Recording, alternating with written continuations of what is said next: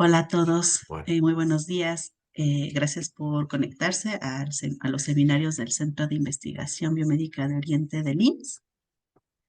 Hoy tenemos de invitado al doctor Benito de Celis Alonso. Para que lo conozcan académicamente, él es licenciado en física por la Universidad Autónoma de Madrid.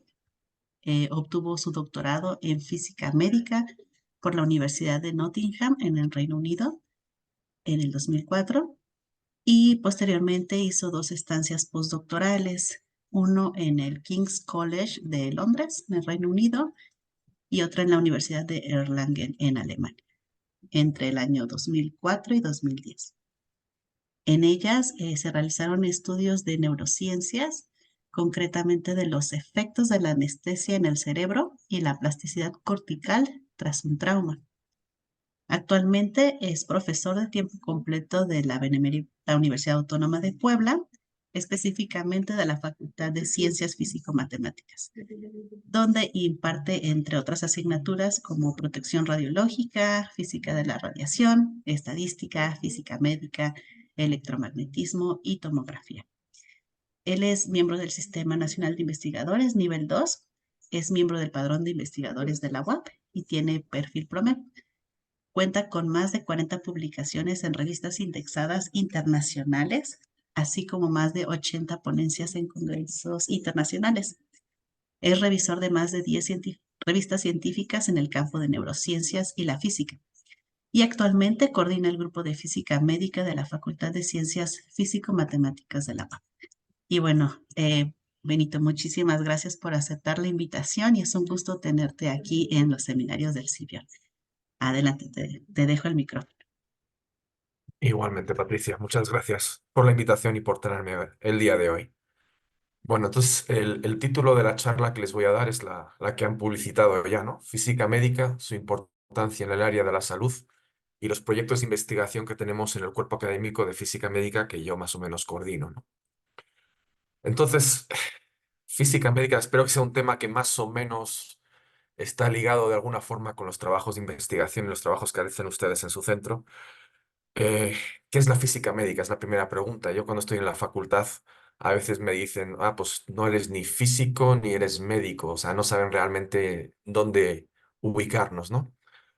Pues la física médica es una rama de las ciencias aplicadas o de las ciencias exactas que se utilizan los principios, métodos y las técnicas de la física en la práctica y la investigación para la prevención y diagnóstico y tratamiento de enfermedades en los seres humanos, no en animales, en seres humanos.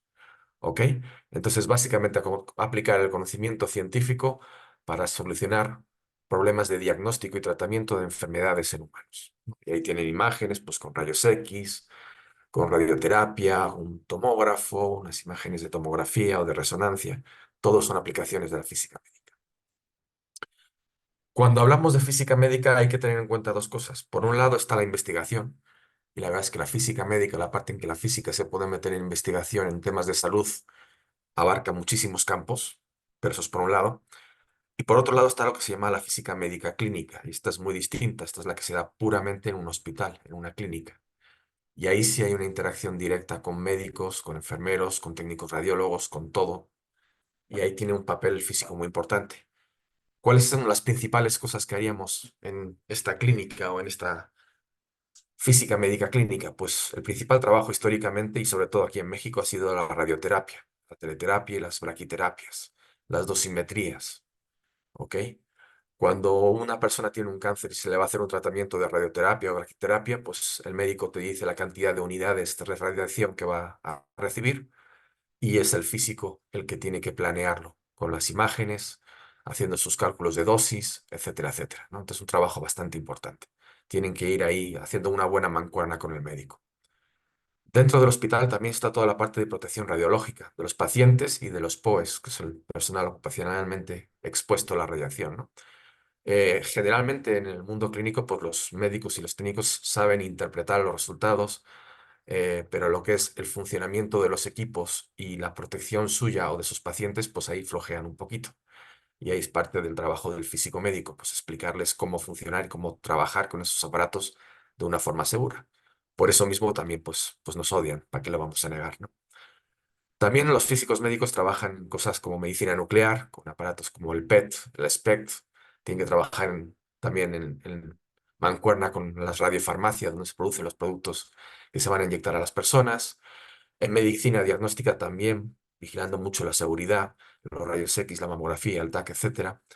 En ultrasonografía, láser, sistemas de medida de constantes vitales, eso es más light, más ligero en el aspecto físico, pero no por ello no tiene sus problemáticas y sus inseguridades, ¿no? Otro aspecto muy importante de un físico médico clínico sería, pues, consultas sobre la compra y rotación de equipos. Generalmente un hospital, pues, cuando compras un equipo, pues debe funcionar hasta, pues, más o menos 10 años, pero a los 12 años ya tendríamos que estar pensando en cambiarlo por uno más moderno, ¿no? Todo lo que son tareas también de mantenimiento en condiciones de todos estos equipos, los cumplimientos de los estándares de calidad nacional e internacional, porque obviamente un aparato de radioterapia que vas a radiar a una persona necesita saber que estás radiando exactamente la cantidad de dosis que estás queriendo radiar y la estás poniendo exactamente en el sitio donde la quieres poner, porque si no, pues vas a causar un problema. Y como yo digo siempre, la física médica de investigación, pues es muy bonita. Si te equivocas, pues no pasa nada, pues no te aceptan tu paper o no sacas el proyecto o no te gradúas, ¿no? Pero en física médica clínica, pues si te equivocas, pues das un mal tratamiento y puede producir al final la muerte de un paciente. Entonces, la física médica clínica hay que tener mucho, mucho cuidado. ¿Ok? Desgraciadamente, en nuestra facultad y en nuestro grupo, pues no podemos desarrollar la parte clínica, ¿no? Entonces, nos hemos concentrado más en las partes de investigación. En estos momentos, en el grupo somos tres profesores. De hecho, creo que uno les hablará la semana que viene en el seminario. Otro de los profesores, tenemos 4 postdocs y tenemos 23 estudiantes de posgrado y licenciatura, ¿no? Eh, ¿Cuáles son las líneas de trabajo? Más adelante, al final de esta charla, les voy a presentar como 3 proyectos de trabajo que hemos completado, pero las líneas de trabajo principales serían análisis de imagen médica, trastorno de déficit de atención, Alzheimer, plasticidad cortical, etcétera. Mucho análisis, esos son segmentaciones de partes del cerebro, clasificaciones de grados de ciertas enfermedades, etcétera, etcétera, ¿no? Otra línea de trabajo tenemos la modelación de la interacción de la radiación con la materia, ya sea con detectores, con moléculas, la radiación que le pega a las moléculas de ADN, etcétera. Tenemos una colaboración muy fuerte con la Universidad de California en San Diego y modelamos, ¿no? Entonces, en vez de cuando se quiere hacer un tratamiento, por ejemplo, de radioterapia más moderno o nuevo, que no se ha practicado antes, obviamente no vas a agarrar a voluntarios humanos y aplicárselo a ellos, ¿no? Porque no sabes si eso es seguro, si va a funcionar o no. Entonces, primero todo eso se modela en un ordenador. Pues eso es a lo que nos dedicamos ahí. Redes neuronales, esto ya está muy de moda ahora, ¿no? Pues es el diagnóstico de imágenes médicas, valoración de la severidad de las enfermedades, valoración del estado de salud de un órgano, etcétera, etcétera. Es exactamente eso. Tú metes las imágenes de, por ejemplo, un niño que no sabe si tiene TDA o no tienes TDAH y aplicándole una serie de análisis en redes neuronales, pues quieres ver si sale positivo o no, qué tipo de TDA tienes, si es hiperactivo, si es inatento, ¿no? Pues todo hacerlo de una forma computarizada y mecánica, ¿no? Materiales. También trabajamos en el desarrollo de materiales, sobre todo para detectores de la radiación en dosimetría personal. Y también nos dedicamos a construir, o queremos dedicarnos a construir, equipación médica, como micropets y cosas para medir constantes fisiológicas, equipos para medir constantes fisiológicas, llámalos ECG, EEGs, temperatura, etcétera. Y bueno, pues en eso estamos. Esto de modelaciones son colaboraciones que tenemos con los matemáticos, pero se lo voy a dejar a ellos. Entonces, saliendo un poquito de lo que hacemos en nuestro grupo, les hablo de diagnóstico en general y les comento eso, que el diagnóstico clínico es un procedimiento por el cual se identifica una enfermedad, síndrome o cualquier tipo de condición de salud o enfermedad. Generalmente, pues cuando vas a un médico o a la clínica, pues te hacen unos análisis de laboratorio, biopsias, endoscopías, te ven todo tu historial, es lo más importante, ¿no? Y te hacen unas exploraciones. Pero como comento aquí al final de esta diapositiva, en los últimos 100 años, todos estos métodos se han completado con las técnicas de diagnóstico de imagen. Y como eso es una de las líneas fuertes de trabajo de nuestro grupo, pues les voy a hacer una breve introducción a todas ellas, aunque me imagino que ya de todo esto sabrán, pero bueno, ahí va, ¿no? Pues el diagnóstico por imagen es uno de los principales descubrimientos del siglo XX y se encuentra entre las técnicas de imagen, o sea, estas técnicas de imagen están en el número 14 en la lista de descubrimientos más importantes. Y una demostración de que son tan importantes es que ahí abajo tienen la línea esa verde, esa sería la esperanza de vida. Si se dan cuenta, en los 1900, 1920 estaba en torno a los 45 años, una cosa así. Y si no se hubiesen implementado pues, parte de estas técnicas de imagen y otras tres cosas que les voy a comentar ahora, pues nuestra esperanza de vida pues, no habría cambiado mucho. Seguiríamos ahora en el 2000, 2020, pues en torno a eso, los 55 años. ¿Pero qué es lo que ha pasado en realidad? Pues lo que ha pasado en realidad es la línea roja. Y la línea roja que tenemos ahí, que nos está dando una esperanza de vida de 76, 77 años, por ahí estaremos, dependiendo del país, pues se debía, entre otras cosas, por supuesto, a todas estas técnicas de imagen, pero también, por supuesto, se debe a la industria de las medicinas y vacunas, como acabamos de ver, por supuesto, ahora con el COVID, ¿no? Se debe también a la industria agroalimentaria, que ha mejorado muchísimo las producciones. Y también se debe mucho, y curiosamente, mucho al tratamiento de aguas para que la gente pueda tomar aguas en buenas condiciones y también se pueda deshacer de las aguas negras sin contaminación, ¿no? Entonces, esos cuatro desarrollos han permitido que básicamente se doble la esperanza de vida en los últimos 100 años. Es bastante impresionante. Bueno, pues se llama imagen médica al conjunto de técnicas y procesos usados para crear imágenes del cuerpo humano o partes de él.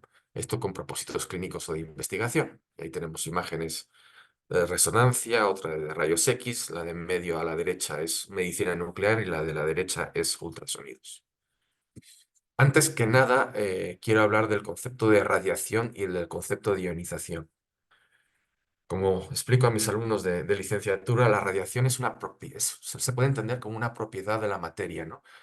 Hay materiales, hay elementos en la Tierra que tienen un exceso de energía.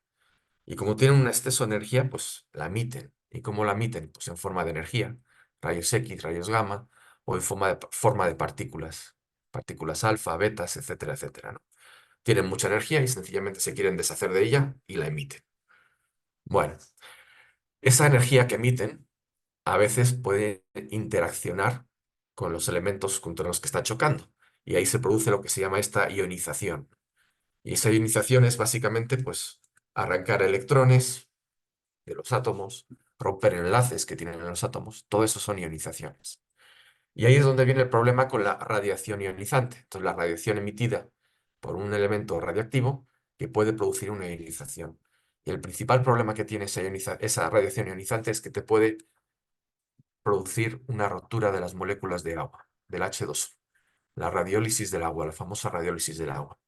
¿Por qué? Porque ese H2O, cuando le pega la radiación, se divide en radicales libres mayormente, o H negativo, un H positivo, y esos radicales libres que están en todo el cuerpo, porque somos casi un 70 y tantos por ciento agua de todo el cuerpo, le pueden pegar directamente a las moléculas de ADN de nuestras células. Y si las dañan y esas moléculas de ADN no se recuperan, pues como ustedes saben por todas sus investigaciones, pues ya tenemos un principio de tumor, ¿no? Entonces, realmente ese es el peligro de las radiaciones ionizantes y es por lo que siempre se está con muchísimo cuidado con la radiación ionizante.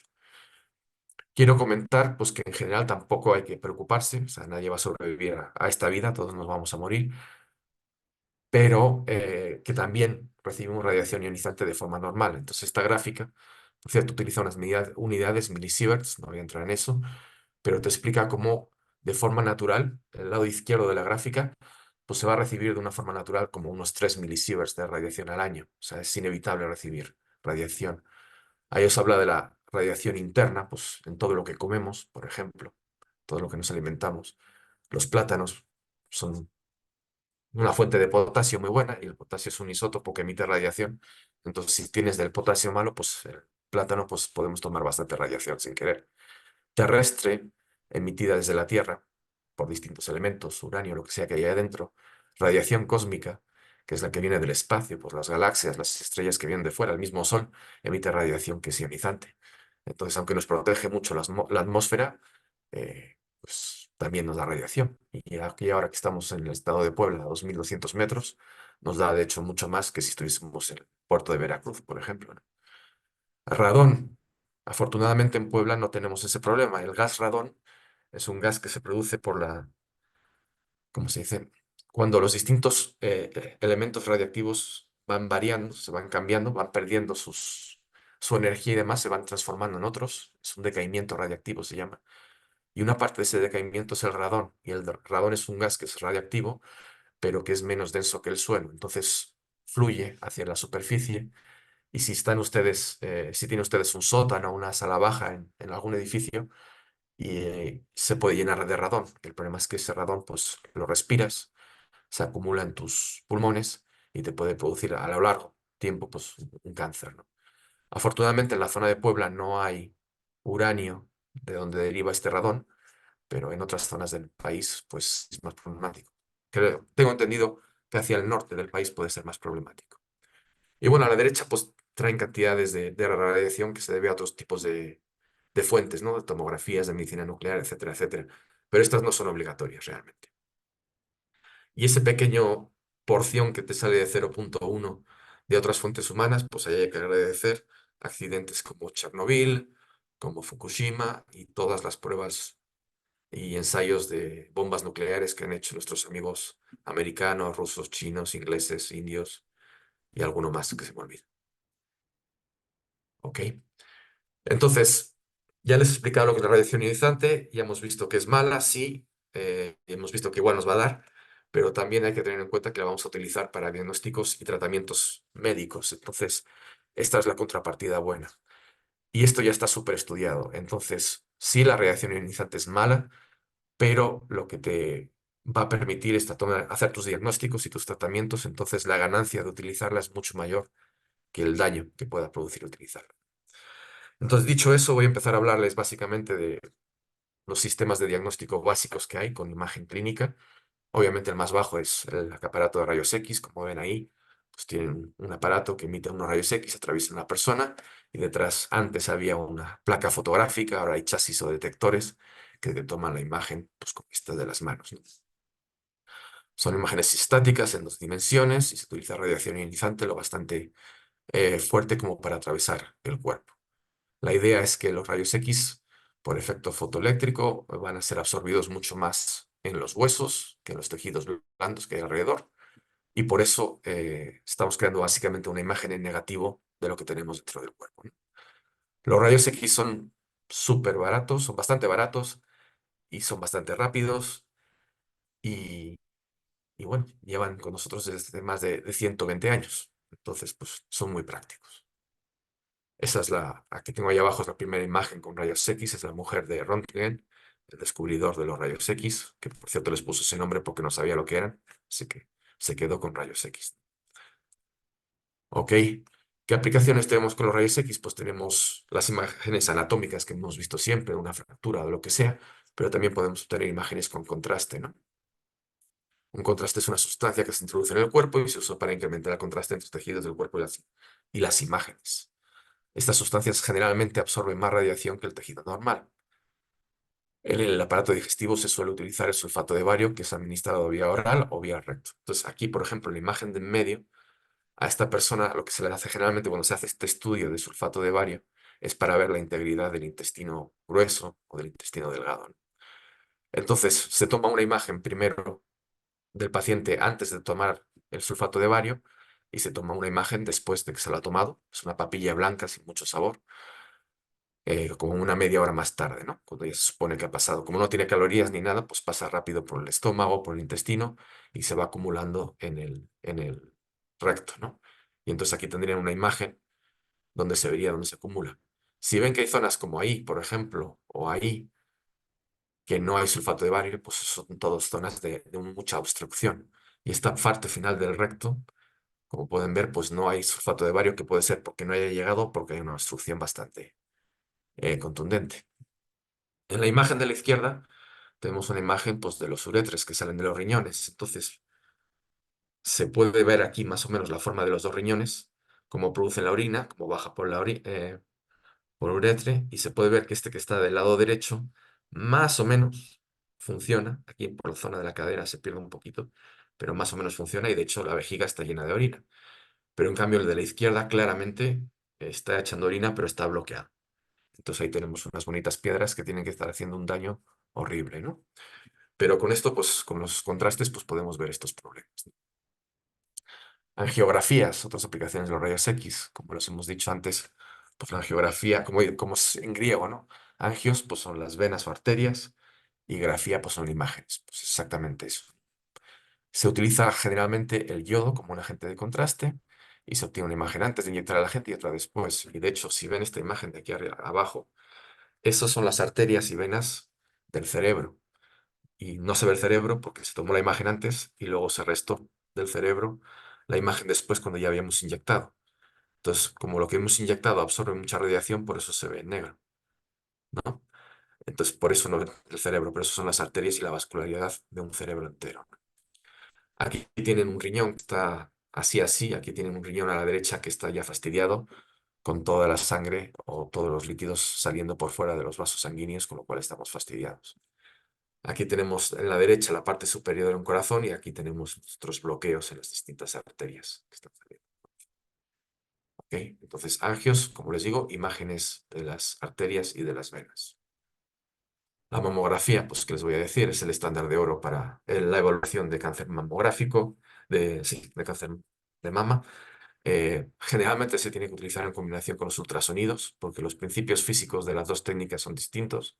Ahora veremos ultrasonidos, pero básicamente los rayos X es eso, absorción de los rayos X por los distintos tejidos, y ultrasonidos es la compresión por una onda sonora. Entonces la información que te dan las dos cosas combinadas es mucho más interesante que solamente una mamografía. Entonces, lo habitual en una mamografía es directamente, es el estándar de oro, ¿no? Entonces, te hacen la mamografía y si ahí ven algo raro, pues te pueden o repetir la mamografía o te pueden hacer unos ultrasonidos para complementar el diagnóstico. ¿Ok? Generalmente lo ideal es que si se ve algo raro, pues hacer inmediatamente los ultrasonidos.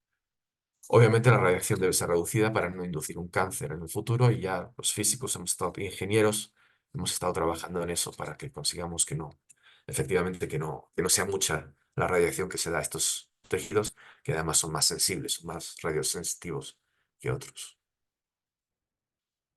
Más aplicaciones de rayos X de la fluoroscopía. Y la fluoroscopía, pues la habrán visto, son los rayos X en directo, ¿no? Entonces tenemos un equipo de rayos X. Son los famosos arcos en C, hemodinamias, arcos en U, tiene muchos nombres, pero básicamente tenemos un tubo de rayos X ahí abajo y ahí arriba tenemos una cámara intensificadora que va a agarrar la imagen y en vez de obtener una imagen nada más, pues vamos a obtener un vídeo en directo. Entonces se utiliza para ver las cosas que están en movimiento, ¿no? ¿Qué aplicaciones tienen? Pues aquí a la derecha les pongo algunas aplicaciones, por ejemplo, como la instalación de un stent o la instalación de un marcapasos en el corazón, ¿no? Para ver dónde hay bloqueos, ¿no? Metes el catéter en el cuerpo y vas soltando líquidos de contraste y cuando veas que no pasa por cierta zona, pues ya sabes que hay un bloqueo, ¿no? Cosas así. Cuando vas a hacer, muy importante, cuando vas a hacer una radiología intervencionista, ¿no? Cuando tienes un trombo, cuando tienes algún problema, aunque, o sea, el médico suele entrar por la femoral, ya saben, en la entrepierna. Pero si, por ejemplo, tienes el problema en el cerebro o tienes el problema en el corazón, tienen que llegar hasta el corazón y el problema. Y por muy bueno que seas con tus conocimientos anatómicos, pues necesitas ir viendo por dónde vas, ¿no? Tienes que cruzar muchas partes del cuerpo. Entonces, necesitas una fluoroscopía. ¿Ok? Y a la última aplicación de rayos X es la tomografía, que es básicamente un tubo de rayos X que está dando vueltas alrededor del paciente. Va a tomar una imagen cada cierto ángulo que va dando vueltas y todas esas imágenes se van a meter en un ordenador, se van a computar y se van a crear estas imágenes en 3D, ¿no? Son imágenes sintéticas, ¿no? O sea, no son imágenes reales. Las anteriores eran como imágenes reales, esto ya es sintético, porque lo tienes que meter en un ordenador y lo tienes que procesar y etcétera, etcétera, ¿no? Entonces ahí tenéis imágenes, ¿no? Pues un bonito glioma ahí en el cerebro, aquí tenemos obstrucciones de calcio en la salida de la aorta o del corazón, no sé muy bien. Aquí tenemos un hematoma en el hígado. Pues es muy bien, es muy bueno. Obviamente estos equipos, como te van a tomar imágenes con un tubo de rayos X, te van a tomar a lo mejor 180 imágenes por cada corte que te hacen axial del cuerpo, pues estos son dispositivos que te dan muchísima más dosis que unos equipos de rayos X normales. Entonces la tomografía pues está indicada, generalmente está indicada en urgencias, ¿no? Ustedes llegan les han asaltado y les han disparado, apuñalado, han tenido un accidente, traumatismo, lo que sea. Lo suyo es hacer una tomografía. ¿Por qué? Porque yo les meto y puedo obtener una imagen de cabeza a los pies en 10 segundos, 15 segundos, ¿no? Una imagen completa de su cuerpo. Y ahí vemos todo lo que está mal. Es muy rápido.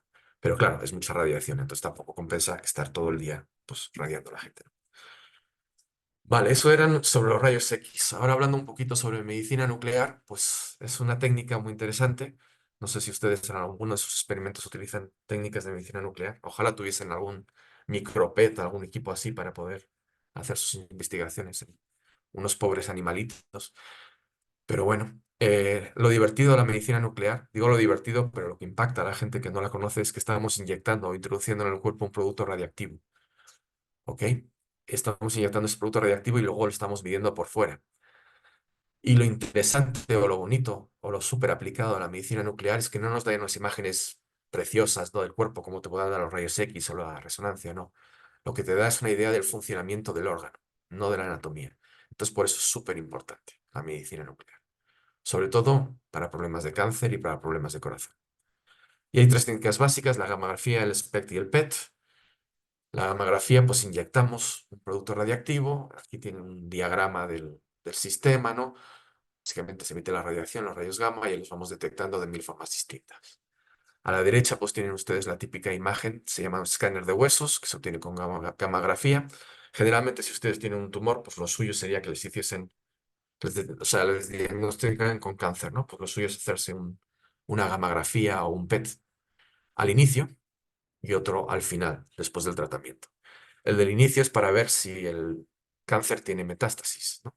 Entonces, como nos hemos dicho, este producto radiactivo se inyecta en el paciente, por ejemplo, tecnecio suele ser el material que se inyecta, y va pegado a una molécula de grasa, a una molécula de albúmina generalmente a una molécula de azúcar.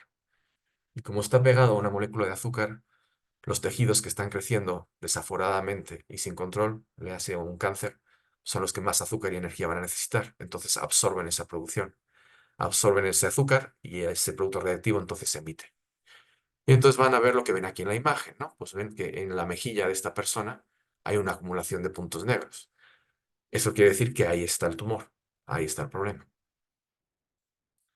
Ignoramos la columna y ¿cómo se llama? La pelvis, porque ahí con la producción de los glóbulos rojos, pues se necesita mucha energía, entonces siempre va a aparecer oscurito. Ahí se ven los riñones levemente porque están filtrando la sangre del producto radiactivo y la vejiga también se puede poner muy oscura para ver, porque está filtrando ya el producto radiactivo y va a salir por la orina, ¿no?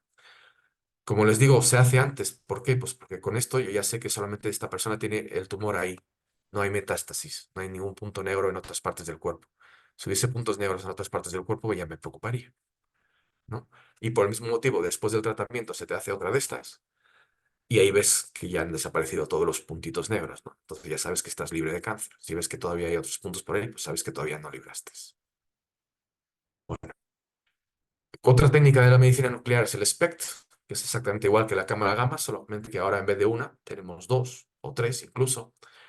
Lo que está de moda ahora o lo que es súper importante es la combinación de la medicina nuclear, el SPECT, con el CT, porque las tomografías nos hacen unas imágenes anatómicas muy bonitas, como les he dicho, y el SPECT te da la información funcional. Entonces, combinando las dos cosas, tienes una información muchísimo más importante, ¿no? ¿Qué podemos hacer con el SPECT? Pues podemos hacer estudios, por ejemplo, de corazón. Inyectamos otra vez el producto radiactivo con azúcar, decimos al paciente que haga un poquito de ejercicio, una bicicleta estática, algo así, y a los 20 minutos tomamos cortes del corazón así. La pared del corazón tendría que absorber, es un músculo, tiene que absorber el azúcar, ¿no? Entonces toda ella debería parecer brillante. Estas zonas donde no hay señal brillante es que la pared está básicamente muerta. Si hubiese un poquito de señal, aunque fuese verde, lo que fuese, pues por lo menos querría decir que hay cierta viabilidad de ese tejido, ¿no? Pero si ya no hay nada, pues es que ya murió. Aquí a la izquierda tenemos un cerebro sano y aquí a la derecha tenemos el cerebro de una persona con Alzheimer ya muy desarrollado. De hecho, esto sería casi casi a día de hoy la única forma de hacer un diagnóstico de Alzheimer. Serio, o sea, cuantitativo, no por encuestas ni cosas así. Más técnicas de medicina nuclear es el PET, es la más moderna, es la más completa, es la que te da mejor señal, mejor encontrando tumores y cánceres pequeños.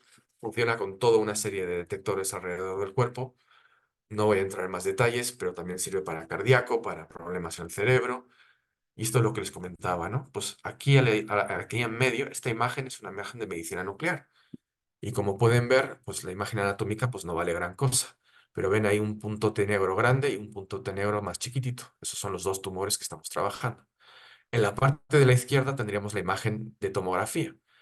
Y como pueden ver, el tumor grande se ve bien, claro, pero el pequeño de hecho ni se ve, o se ve muy mal en esta tomografía.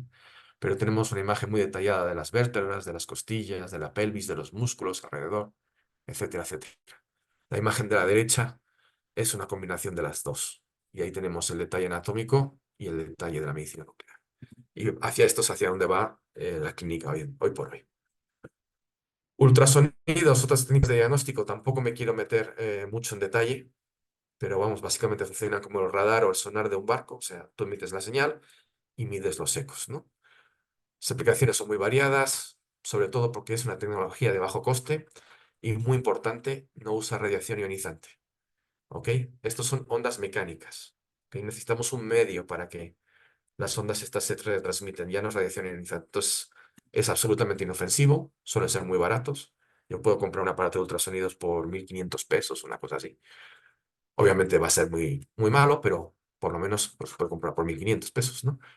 No usa radiación ionizante y da las imágenes más o menos en tiempo real.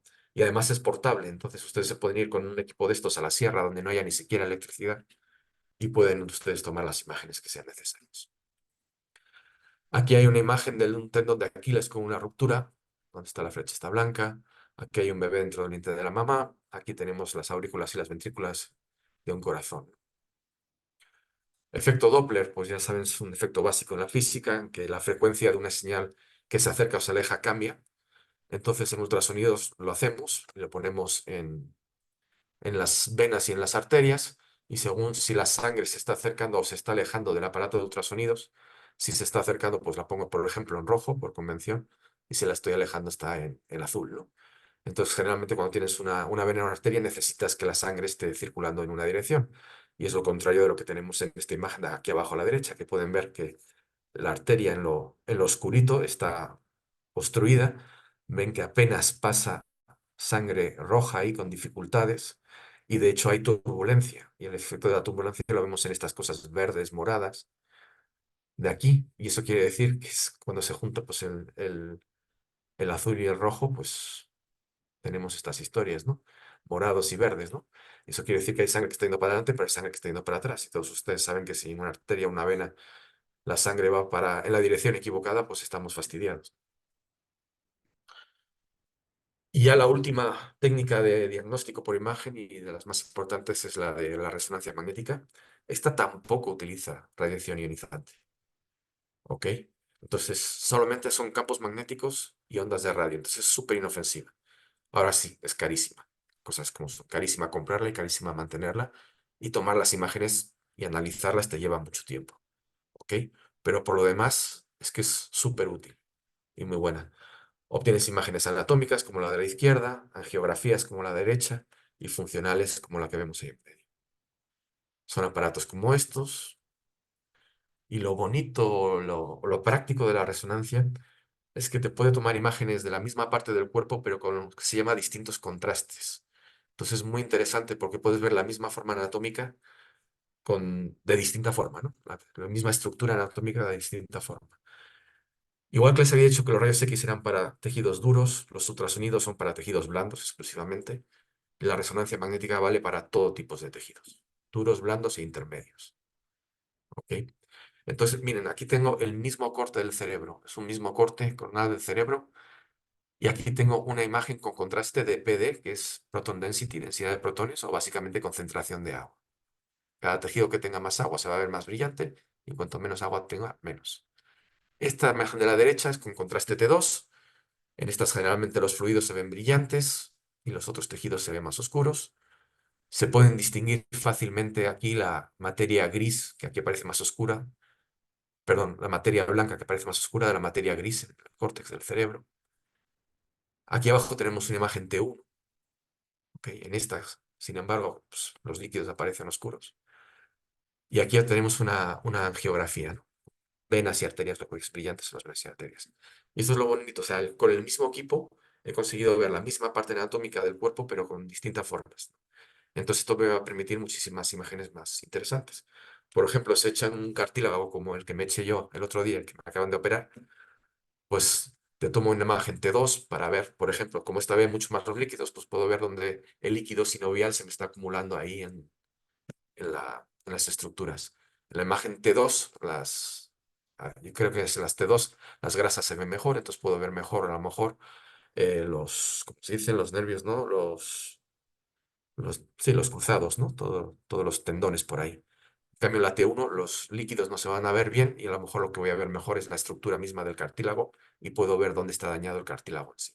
Entonces, todo aporta muchísima información extra y con rayos X, la verdad, nunca lo podría hacer y con ultrasonidos apenas serviría para esto. La resonancia magnética además tiene otras aplicaciones, no solamente son tomar imágenes anatómicas, está la funcional. Y la funcional te indica eso, ¿no? O sea, cómo está funcionando tu sistema nervioso central. Y esto se consigue hacer porque la sangre, cuando tiene oxígeno o no tiene oxígeno, tiene distintas propiedades magnéticas. Y eso es justamente lo que detecta mi aparato de resonancia. Entonces, si yo estoy haciendo alguna actividad, y por ejemplo en este cerebro de la derecha estoy viendo una imagen, la zona occipital del cerebro, que es la que se encarga de la parte visual, como pueden ver ustedes, se enciende. Y ahí mi escáner me está diciendo, cuando yo presento unas imágenes a mi paciente dentro del escáner, esa zona del cerebro se está activando, está llegando sangre fresca con oxígeno, tiene unas propiedades magnéticas que yo puedo medir. Y sin embargo hay otras zonas que es lo contrario, que se les está acabando el oxígeno. Sí.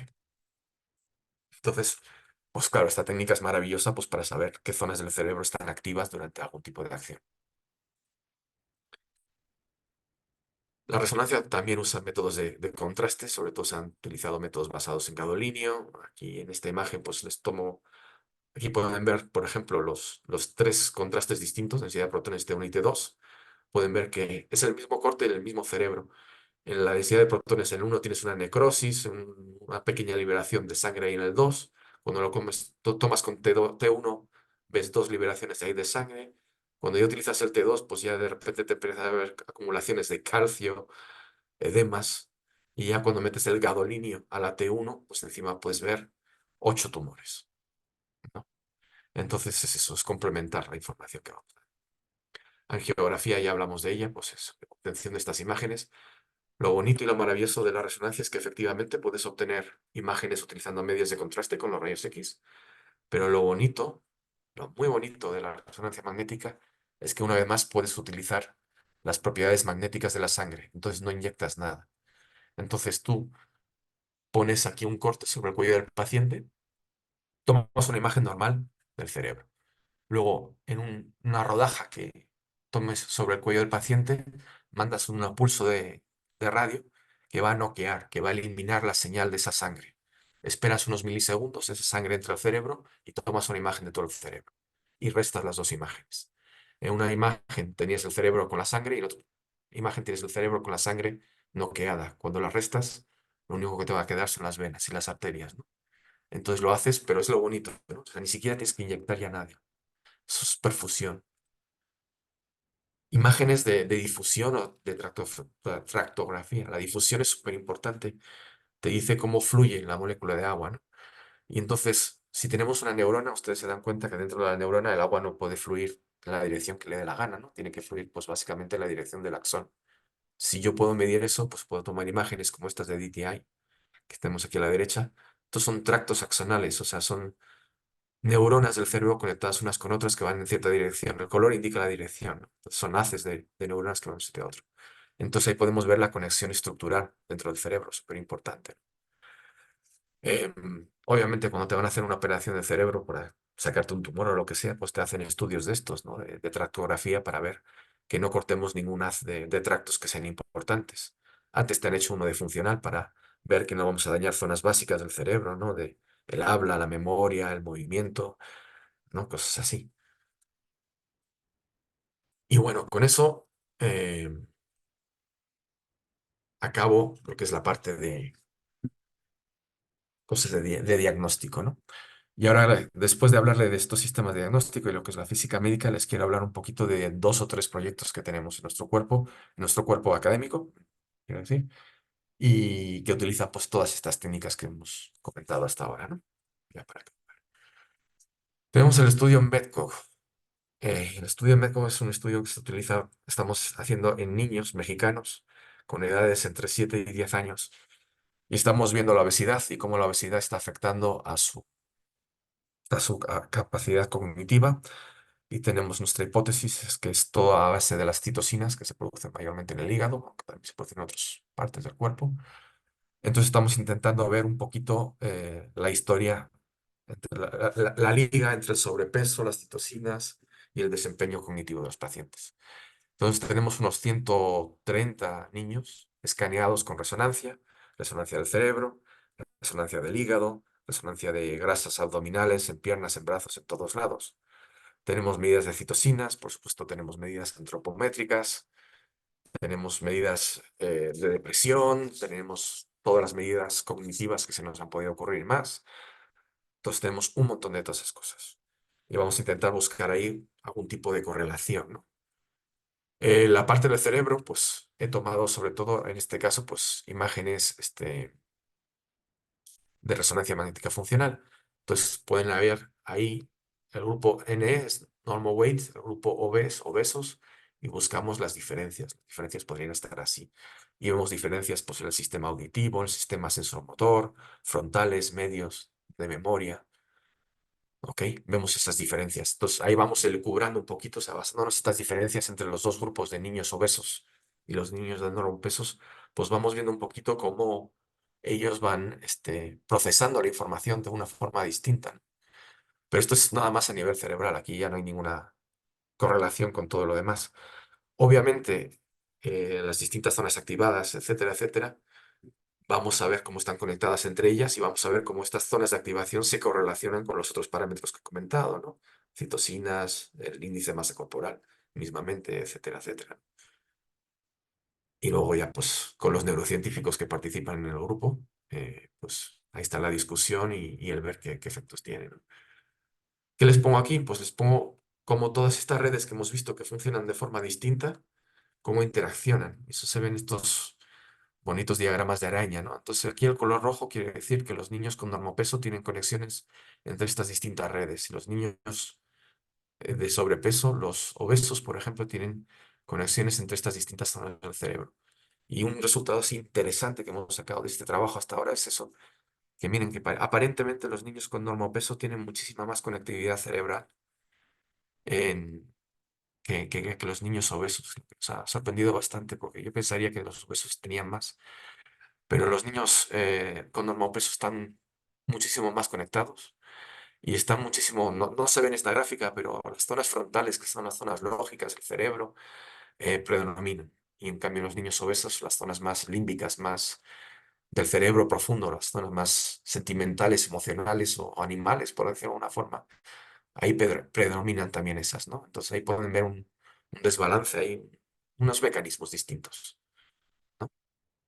Como les digo, también hemos estado estudiando el hígado, pues con las aplicaciones de resonancia, aquí estamos midiendo pues la concentración en las imágenes de arriba es la concentración de hierro. El exceso o la falta de hierro en el hígado, pues es indicativo de distintas enfermedades. Y en las imágenes de abajo estamos midiendo concentraciones de grasa, directamente la acumulación de la grasa en el hígado, que ya esto últimamente está muy de moda, ¿no? Lo del hígado graso sobre todo no debido a bebidas alcohólicas, ¿no? Entonces hay que ver si un hígado graso pues, te va a afectar a tu capacidad de desarrollo cognitivo, cómo te afectará en la vida, en el futuro. Bueno, aquí hay más fórmulas, aquí viendo cómo afectan unas cosas y otras, ¿no? Otro proyecto que teníamos es lo que les había comentado, pues tratamientos, por ejemplo, con braquiterapia. En braquiterapia, en vez de andar radiándote de fuera hacia adentro, metemos dentro de tu cuerpo fuentes radiactivas y las ponemos al lado del tumor, con la idea que la fuente radiactiva puede radiar directamente el tumor y eliminarlo, ¿no? En este caso, pues aquí tienen los aparatos, aquí tienen estos tubos y por estos tubitos por ahí, por la espalda del paciente se le va metiendo porque estamos tratando un problema de cáncer pulmonar y se está poniendo ¿cómo se dice? Las seeds, las semillas de braquiterapia cerca del tumor. ¿Qué hicimos en este estudio? Pues en este estudio modelamos, porque obviamente no íbamos a poner a una persona de verdad, modelamos y cuál era el efecto de hacer este trabajo dentro de un campo de resonancia magnética, o sea, dentro de un campo magnético. porque los electrones que se liberan tienen propiedades magnéticas y si se liberan en un campo magnético van a empezar a dar vueltas y se van a quedar muy cerca de donde se tienen que quedar.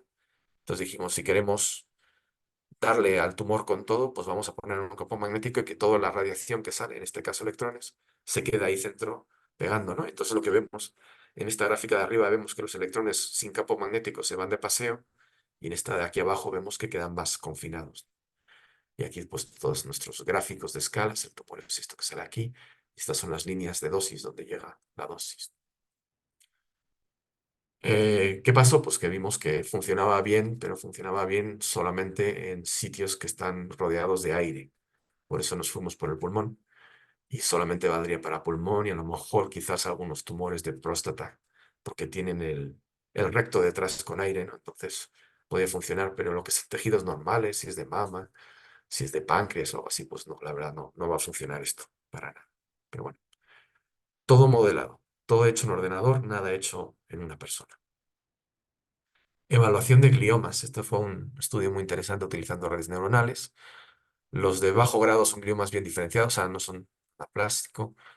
Pues te dan una supervivencia de 10 años, a 10 años del 60%, los de alto grado, pues es lo contrario. Entonces, ¿qué puedes hacer? Pues lo típico es hacer una biopsia, ¿no? Para saber qué tipo de grado está.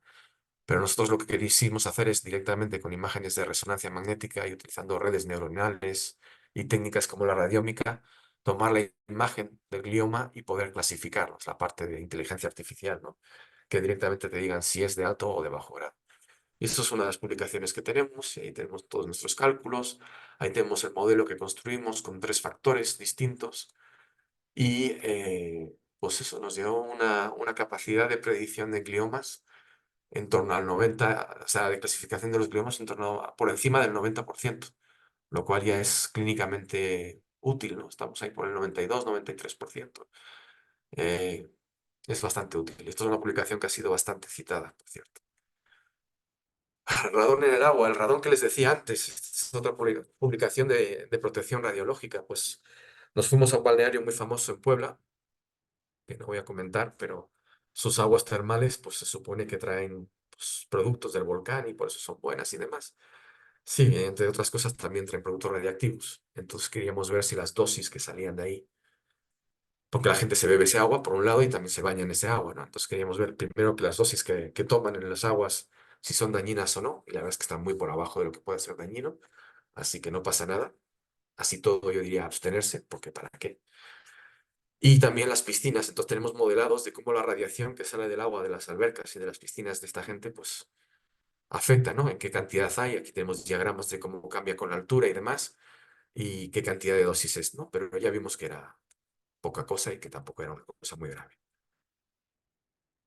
Algoritmos para reconstrucción en TAC, tomografía, como has dicho, es una cosa de computación. Entonces, desarrollar algoritmos en informática que te permiten hacer esas reconstrucciones lo antes posible y lo mejor posible, pues te van a ayudar pues, a radiar menos al paciente. Porque imagínense que si en vez de tomarle 60 imágenes con rayos X, le puedo tomar 30 nada más, y ya el mismo ordenador, con mis algoritmos de reconstrucción, consigo crear una imagen que es tan buena como con 60. Pues lo único que he conseguido es ahorrarle la dosis que le doy al paciente, ahorrarle un posible cáncer futuro, también apoyar a que el tubo y el equipo se desgaste muchísimo menos, con lo cual va a durar mucho más y funcionar mejor.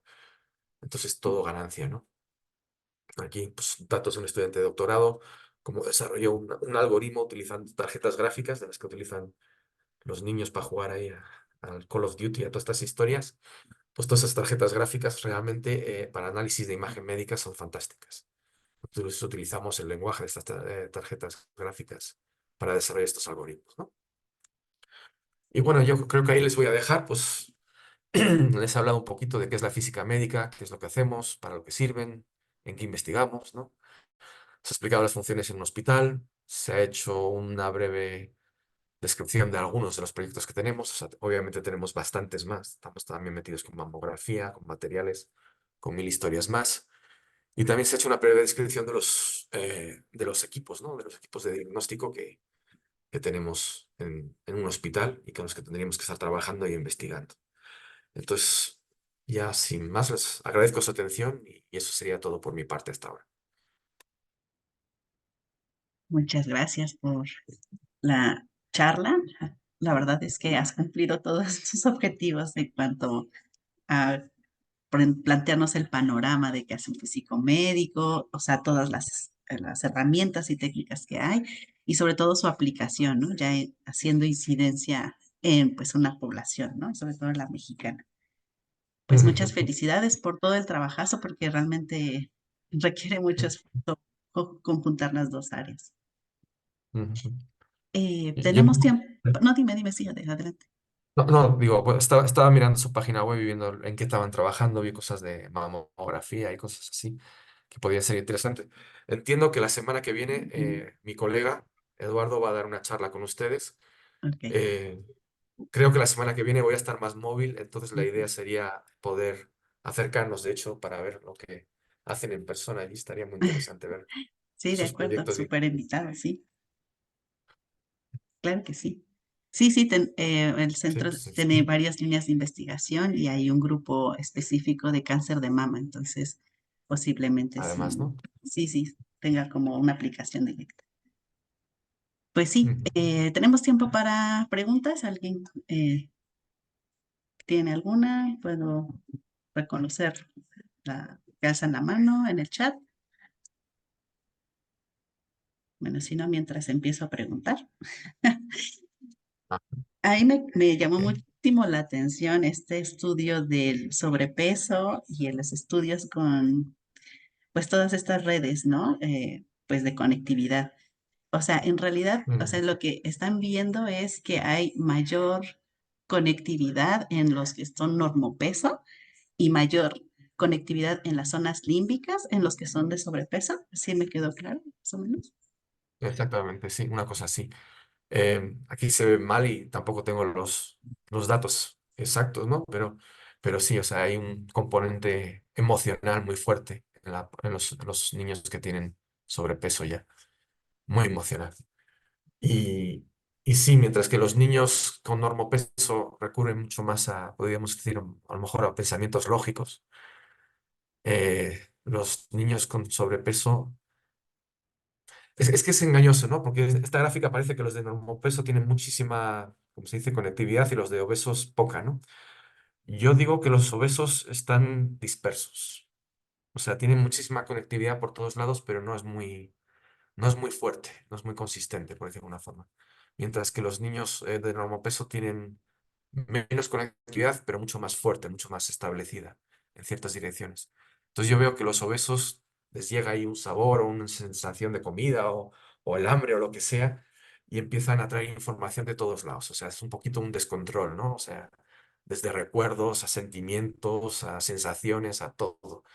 Mientras que los de normopeso a lo mejor pues sí reciben todo eso, pero también reciben pues unas normas, un poquito una señal de la zona lógica, ¿no? De no comas eso, tampoco tienes que comer tanto, o ya estuvo bien, ¿no? O cosas así. Pero sí, sí, está muy interesante. Pero Y bueno, sí, también de sí, acuerdo a sí, de acuerdo a mi nutriólogo, pues todo esto vale queso comparado con lo que te manden las hormonas del estómago y del páncreas y del intestino. sí, sí. Y bueno, mi Pero pregunta era si había alguna correlación entre o no lo han hecho, o pensaban hacerlo, entre sus datos que son funcionales y que están viendo ahí en imagenología y todas estas redes, con ya los procesos ejecutivos, por ejemplo, test de memoria o de inteligencia emocional, o no lo han visto. estamos en eso.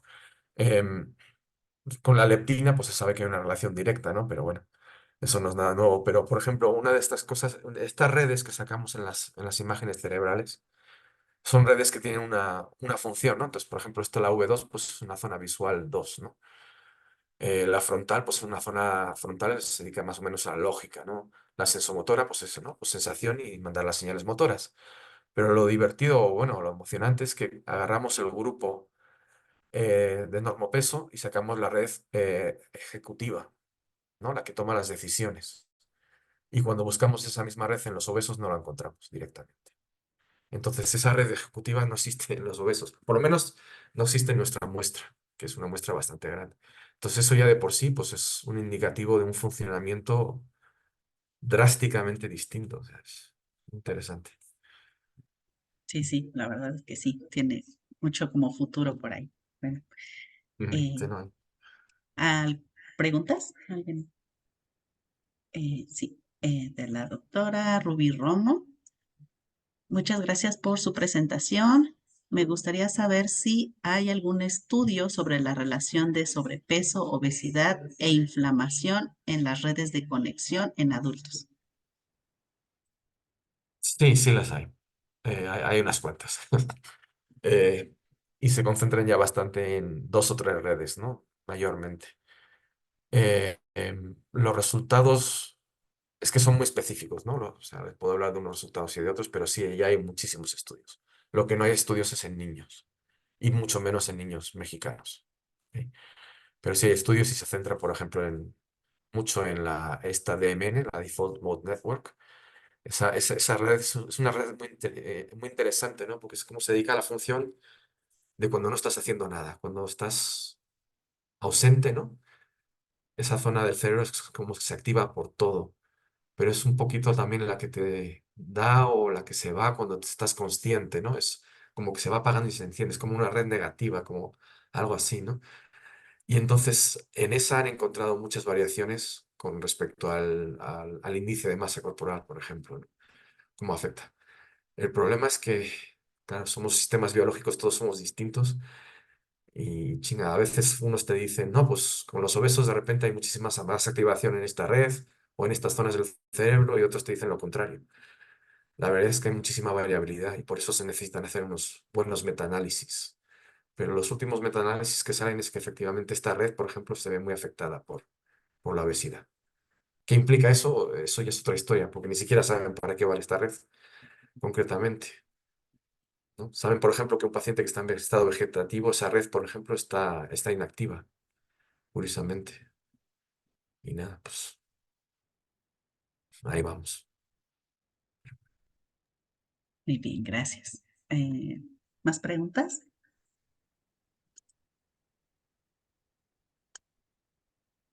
No veo por ahí manos levantadas. En lo que se anima alguien más. Yo quería un poco preguntar acerca de la aplicación con respecto a los gliomas, porque pues obviamente estudiar los gliomas es como muy complicado por la localización. Entonces, estos Ujú. modelos predictivos que ustedes, bueno, estudiaron y proponen, exactamente cómo estarían siendo aplicados en el paciente. Ok, pues sí, como has comentado, o sea, el problema es que yo voy, abro un agujero en el cerebro y tomo una biopsia.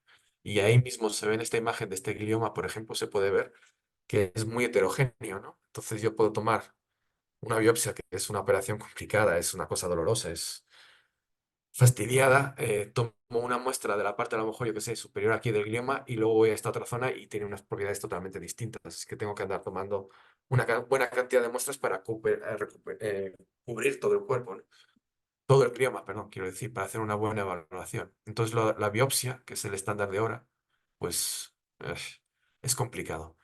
¿Qué es lo que hacemos aquí? Pues estoy tomando imágenes del cerebro. Esto está todo en unas bases de datos que tienen como 300, 400 pacientes, ¿eh?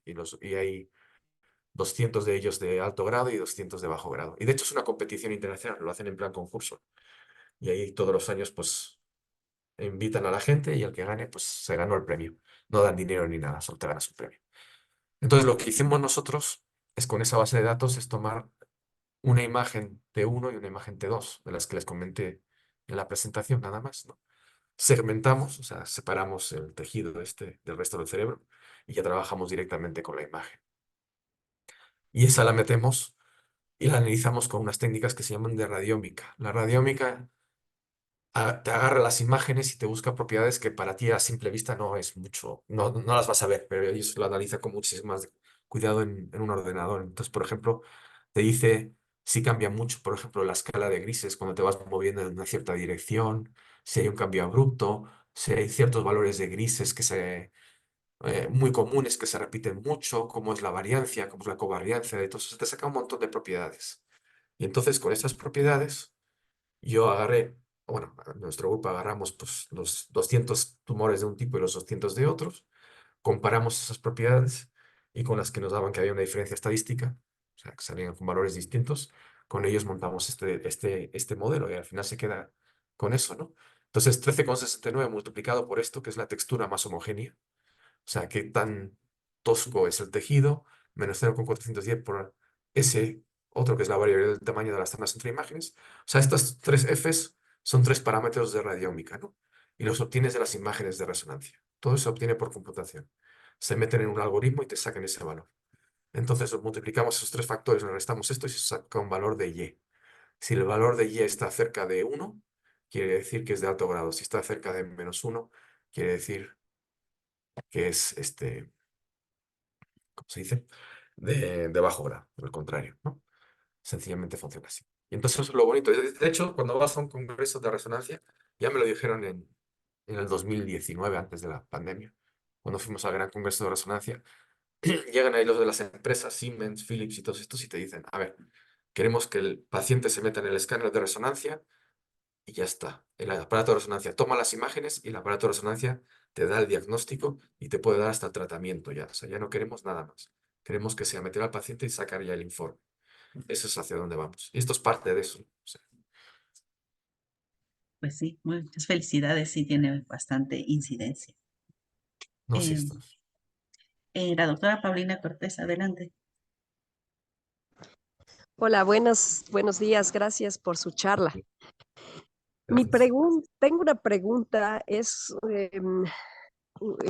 un poco como que nos dé una visión de qué tan variable suele ser lo que se observa por imagen en con los estudios que usted hace. Como decía, pues todos los humanos somos diferentes, ¿no? Y hay una diversidad allí que está como telón de fondo de todo lo que ustedes, de todo lo que usted nos cuenta en prácticamente cualquier tejido que observe, pero quizás en particular en el cerebro. Ujú.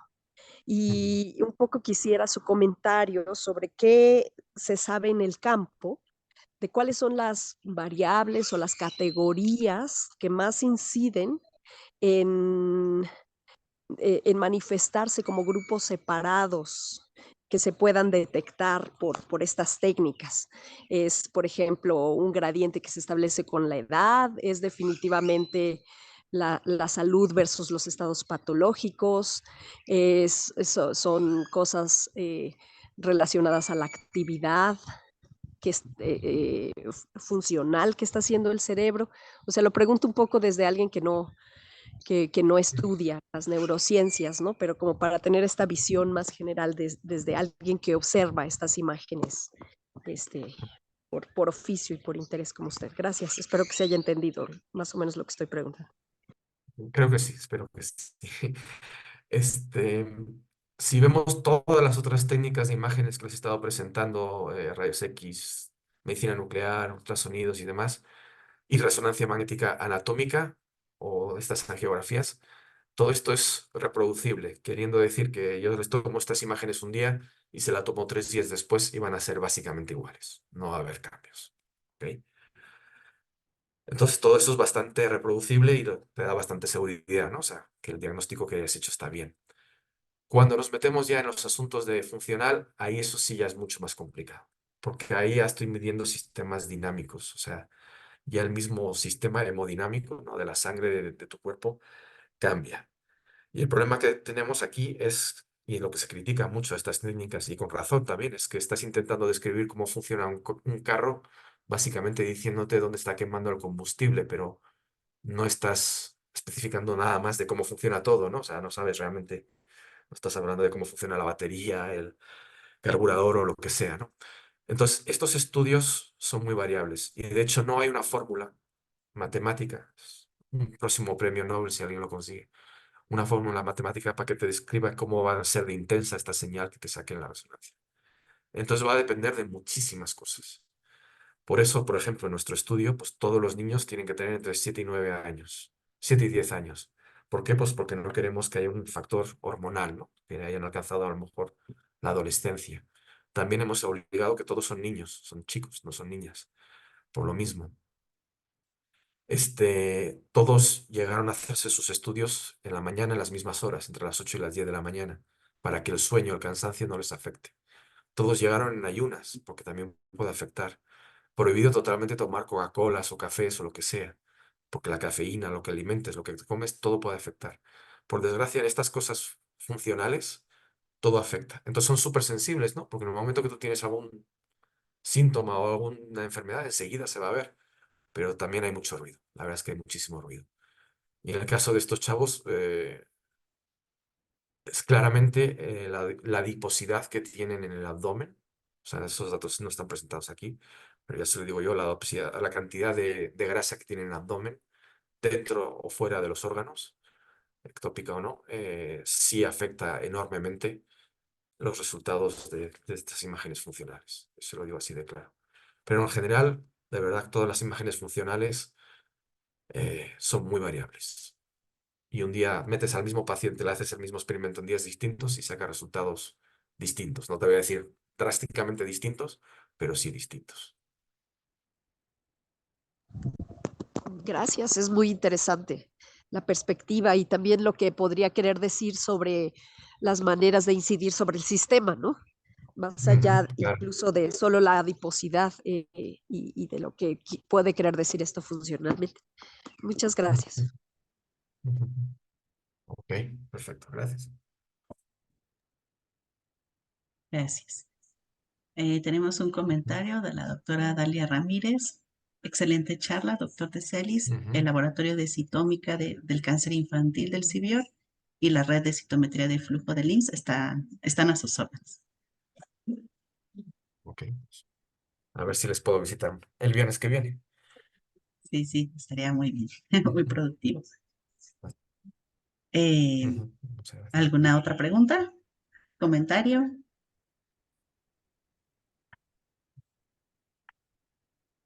Creo que no veo más preguntas. Ujú. Pues nada, Bueno, pues. pues te agradecemos mucho esta charla y te haremos llegar Ujú. tu constancia y bueno, sí, estamos en contacto para la visita de la siguiente visita, ¿no? La siguiente visita. Perfecto, pues muchas gracias por tenerme. Perfecto, pues muchas gracias. Todos, buen día, que tengan buen fin de semana también. Gracias. Hasta luego. Hasta luego. Muchas gracias.